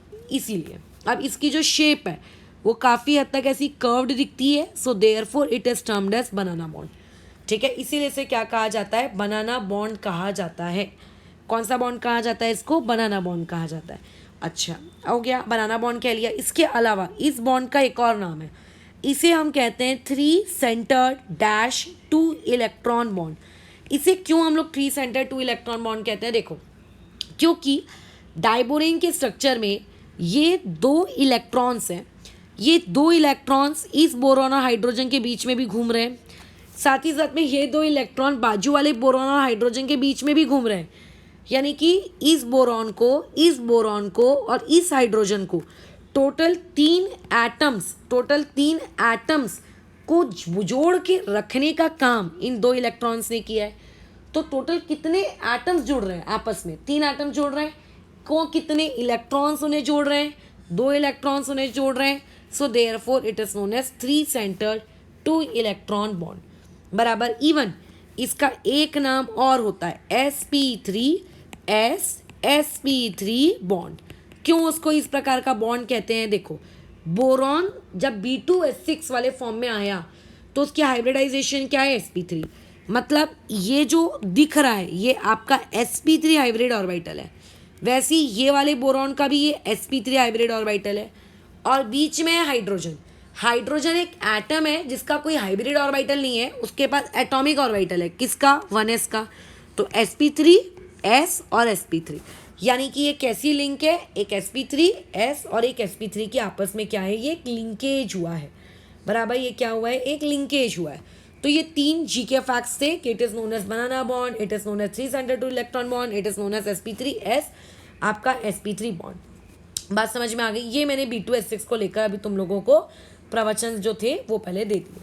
अच्छा, अब सबसे ज़रूरी चीज़ें और डेटास कहते हैं, मैं कुछ नहीं कहती हूँ, डेटास कहते हैं कि आपकी जो ये वाला बॉन्ड है, ये वाला बॉन्ड, क्या ये बॉन्ड के दोनों इलेक्ट्रॉन्स क्या कहीं किसी दूसरे वैकेंट ऑर्बिटल में जा रहे हैं क्या? तुम बोलोगे नहीं, ये जो बॉन्ड के दोनों इलेक्ट्रॉन्स हैं, ये दोनों इलेक्ट्रॉन्स आप लोगों के कहीं नहीं जा रहे, वो नॉर्मल वहीं पे अपने आपस में ही शेयर्ड है। ओके, तो तुम सोचो इन 2 इलेक्ट्रॉन्स पे जो अट्रैक्टिव फोर्स है वो एक हाइड्रोजन का न्यूक्लियस लगा रहा है और एक वो बोरॉन का न्यूक्लियस लगा रहा है। मतलब 2 न्यूक्लियस उस 2 इलेक्ट्रॉन को कंट्रोल कर रहे हैं। मेरे वर्ड्स ध्यान से सुनना, ठीक है। आपको ये चीज़ें किसी और को एक्सप्लेन नहीं करनी है, बट इसके रिजल्ट्स याद रखने बहुत ज़रूरी हैं। ये जो 2 इलेक्ट्रॉन्स हैं, इन 2 इलेक्ट्रॉन्स को कंट्रोल कौन कर रहा है? 2 आपके एटम्स, एक बोरॉन का एक हाइड्रोजन का। लेकिन यहाँ पे जो 2 इलेक्ट्रॉन्स हैं ये कभी इधर रहते हैं, कभी ये इधर रहते हैं। इनको कंट्रोल करने का काम ये बोरॉन भी कर रहा है, ये हाइड्रोजन भी कर रहा है, ये भी कर रहा है। यानी कि जो टर्मिनल पोजीशन के इलेक्ट्रॉन्स हैं, ये टर्मिनल पोजीशन के इलेक्ट्रॉन्स सिर्फ 2 लोगों से कंट्रोल हो रहे हैं, सिर्फ 2 न्यूक्लियस से कंट्रोल हो रहे हैं। लेकिन वहीं पे आप लोगों के इन दोनों इलेक्ट्रॉन को कंट्रोल करने के लिए 3 न्यूक्लियस आ रहे हैं। अब अगर 3 न्यूक्लियस एक जगह 2 इलेक्ट्रॉन कंट्रोल करेंगे और एक जगह 2 न्यूक्लियस 2 इलेक्ट्रॉन कंट्रोल करेंगे, तो बताओ कहाँ पे फोर्स ऑफ अट्रैक्शन ज़्यादा होगी? तुम खुद बताओ कहाँ पे फोर्स ऑफ अट्रैक्शन ज़्यादा होगी? तो ऑब्वियसली फोर्स ऑफ अट्रैक्शन यहाँ पे आप लोगों का इलेक्ट्रॉन ज़्यादा फील कर रहा है, फोर्स ऑफ अट्रैक्शन ज़्यादा फील कर रहा है, मतलब ज़्यादा अच्छे से वो बॉन्डेड है, ज़्यादा अच्छे से वो है। तो इसीलिए आपके जो ये क्या कहते हैं, ये जो ब्रिज बॉन्ड्स होते हैं, ये ब्रिज बॉन्ड जो होते हैं, ये ब्रिज बॉन्ड जो होते हैं, ये आप लोगों के स्ट्रेंथ वाइज स्ट्रॉन्ग होते हैं, स्ट्रेंथ वाइज ये स्ट्रॉन्गर होते हैं, ठीक है, स्ट्रेंथ वाइज ये क्या होते हैं, स्ट्रॉन्गर होते हैं। और जो ये टर्मिनल है ये कंपैरेटिवली वीकर होते हैं, यानी कि अगर कोई बॉन्ड डिसोसिएशन एनर्जी की बात करेगा उसके टर्म्स में। अच्छा, अब ध्यान से सुनो, हम लोगों का हिसाब किताब कैसे चलता था कि जो चीज़ की बॉन्ड स्ट्रेंथ ज़्यादा है उसकी ऑब्वियसली की बॉन्ड लेंथ कम होगी, यानी कि बॉन्ड स्ट्रेंथ का हम लोग बॉन्ड लेंथ के साथ इन्वर्स रिलेशनशिप चलाते थे, वो रिलेशनशिप यहाँ नहीं चलेगा, वो रिलेशनशिप यहाँ नहीं चलेगा। यहाँ पे एक्सपेरिमेंटली ये देखा गया, ये एक्सपेरिमेंटली देखा गया कि ये जो बॉन्ड लेंथ होती है ब्रिज वाली, ये जो बॉन्ड लेंथ होती है ब्रिज वाली, ये 131 पिकोमीटर है लंबा, और ये जो टर्मिनल वाली बॉन्ड लेंथ है ये होती है 119 पिकोमीटर। तो कायदे से जो छोटी है उसको स्ट्रांग होना चाहिए था, मतलब टर्मिनल को स्ट्रांग होना चाहिए था, बट नहीं, यहाँ पे ब्रिज बॉन्डिंग वाली ज़्यादा स्ट्रांग है। क्यों ज़्यादा स्ट्रांग है? क्योंकि बॉन्ड की जो स्ट्रेंथ होती है सिर्फ बॉन्ड लेंथ पे ही डिपेंड नहीं करती, बॉन्ड की स्ट्रेंथ डायरेक्टली प्रोपोर्शनल होती है बॉन्ड ऑर्डर के। ये बॉन्ड ऑर्डर क्या होता है ये भी आप एमओटी में सीखोगे, बॉन्ड ऑर्डर के डायरेक्टली प्रोपोर्शनल होती है। और इस केस में जो डोमिनेटिंग फैक्टर है वो बॉन्ड लेंथ नहीं, यहाँ पे डोमिनेटिंग फैक्टर कौन है? बॉन्ड ऑर्डर है। इसीलिए इससे कंफ्यूज मत होना कि जो बीच का ब्रिज बॉन्ड बना है उसकी लेंथ क्योंकि मैडम ज़्यादा है तो देयरफॉर बॉन्ड कमज़ोर होगा। अगर मैं स्ट्रेंथ वाइज बात करूँ तो जो बोरॉन और हाइड्रोजन के बीच में जो टर्मिनल बॉन्ड बना है, अगर मैं उसकी लेंथ वाइज बात करूँ तो लेंथ वाइज वो छोटा है, ठीक है, एज कंपेयर टू किसके? बोरॉन और हाइड्रोजन के ब्रिज बॉन्ड के। अगर मैं स्ट्रेंथ वाइज बात करूँ कि सबसे ताकतवर बॉन्ड कौन सा है, तो आपका टर्मिनल वाला अगेन कमज़ोर पड़ जाता है एज कंपेयर टू स्ट्रेंथ के किसके? आपके ब्रिज वाले के कंपेयर में। ये इस तरीके से वो उसमें भी कम पड़ जाता है, बराबर है। इवन एक और जी के फैक्ट है जो आपको यहाँ पे याद रखना है कि ये जो एंगल है, ये वाला जो एंगल, कौन सा एंगल? ब्रिज बॉन्ड, बोरॉन मतलब ब्रिज हाइड्रोजन, बोरॉन और आपका ब्रिज हाइड्रोजन, यानी कि HB ये वाला जो बॉन्ड एंगल है, ये वाला बॉन्ड एंगल आप लोगों का कितना डिग्री है? 97 डिग्री, ठीक है। लेकिन ये वाला जो बॉन्ड एंगल है किसका? टर्मिनल हाइड्रोजन, बोरॉन और टर्मिनल हाइड्रोजन, ये वाला बॉन्ड एंगल आप लोगों के पास कितना डिग्री होता है? नियर अबाउट कितना होता है? 120 डिग्री, ठीक है, नियर अबाउट, रफ अप्रॉक्सीमेशन लेती हूँ 120 डिग्री के आसपास। ये इस हिसाब तरीके से चलता है। बस खत्म, यहीं पे आपकी बनाना बॉन्डिंग थी। अच्छा, इसमें जैसे अभी अभी मैंने ऊपर जो क्वेश्चंस के डिस्कशन किए उससे बताया था कि अगर आपके C2H6 को तोड़ना रहा, आपके कैसे तोड़ना रहा उसको, आपको अगर सिमेट्रिकली तोड़ना रहा, और एक हो सकता है आप उसको अनसिमेट्रिकली तोड़ो। सिमेट्रिकली मतलब होमोलिटिक फ्यूजन और अनसिमेट्रिकली मतलब हेटेरोलिटिक फ्यूजन। तो आप सिमेट्रिकल तोड़ते वक्त वो क्या होगा? CH3 और यहाँ पे आएगा CH3, ठीक है।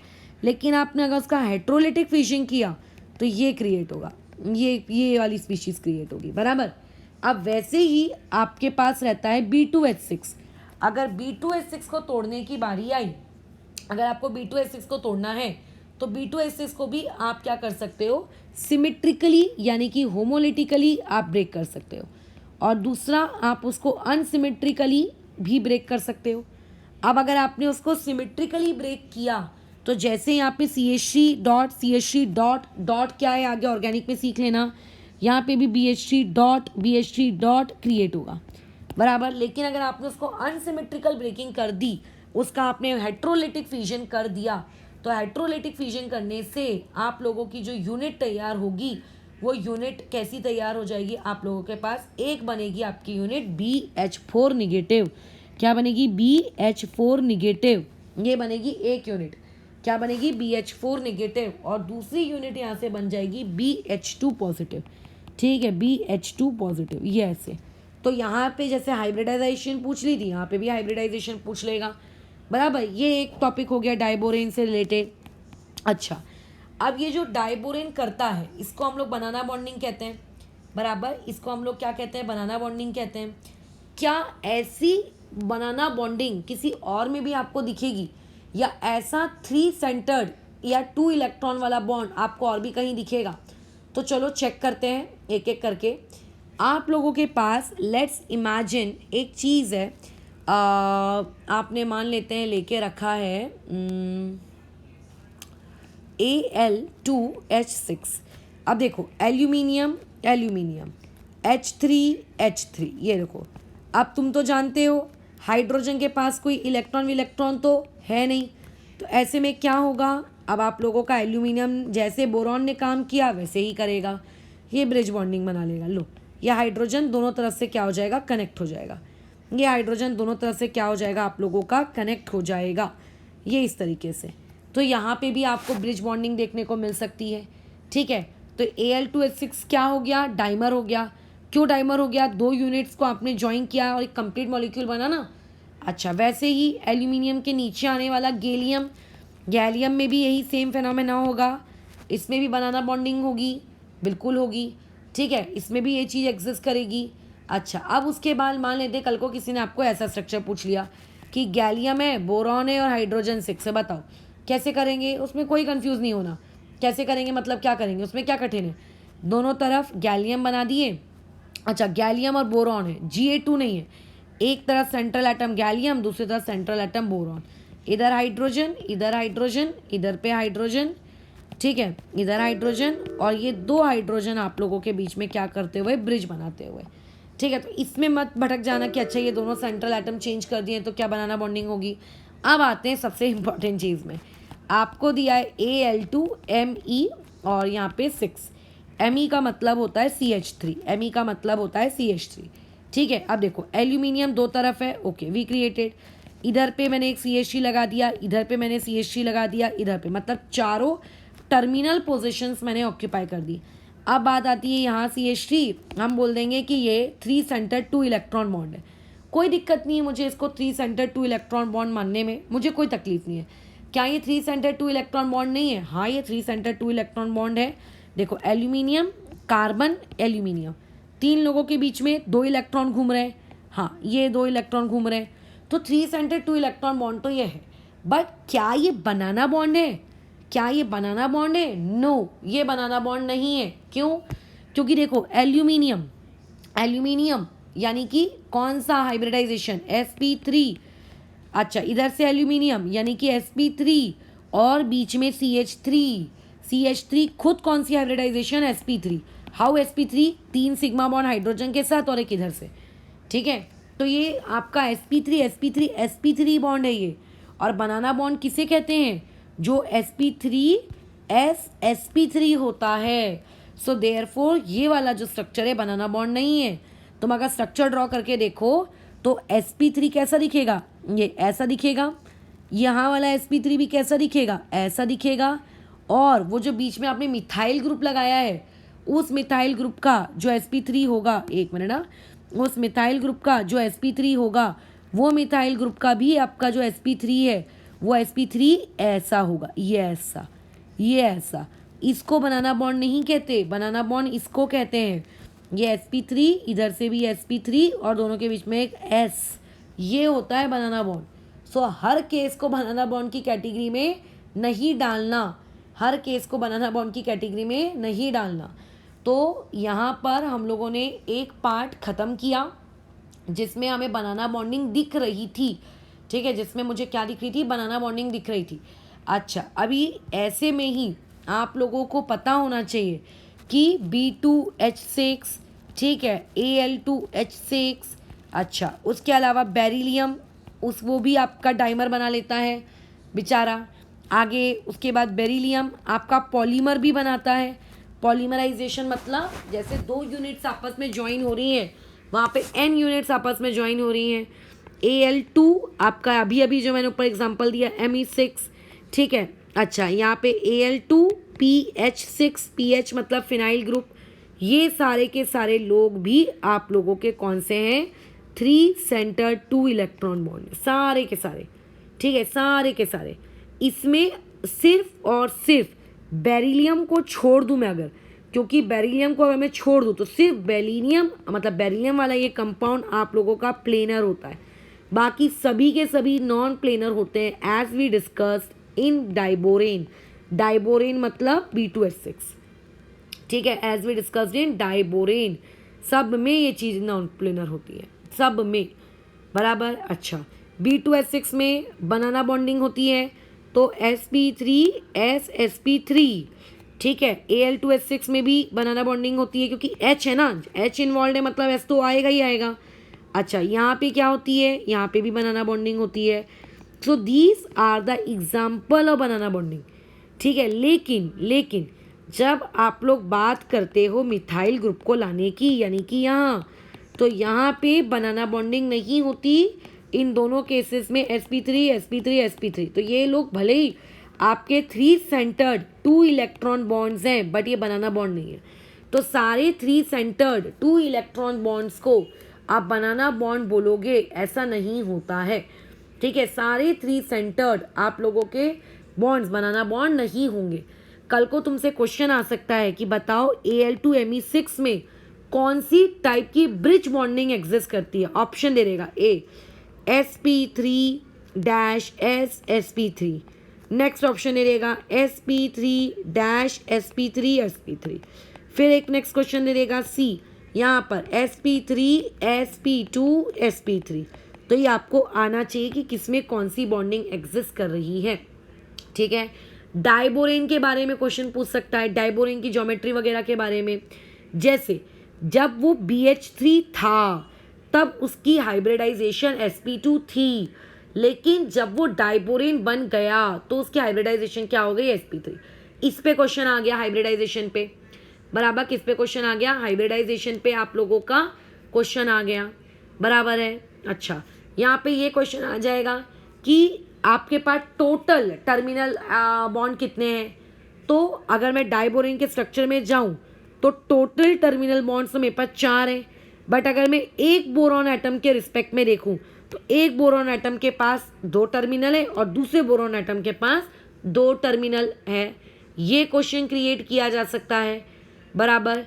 अच्छा, क्वेश्चन ये किया जा सकता है कि डाइबोरेन में टोटल बॉन्डिंग करने के लिए कितने इलेक्ट्रॉन हैं, तो हम बताएंगे कि देखो हाइड्रोजन की तरफ से 6 और बोरॉन की तरफ से 3+3, क्योंकि बोरॉन के आउटर मोस्ट कॉन्फ़िगरेशन में तो 3 ही इलेक्ट्रॉन होते हैं ना, वैलेंस इलेक्ट्रॉन काउंट करने को बोल रहे हैं।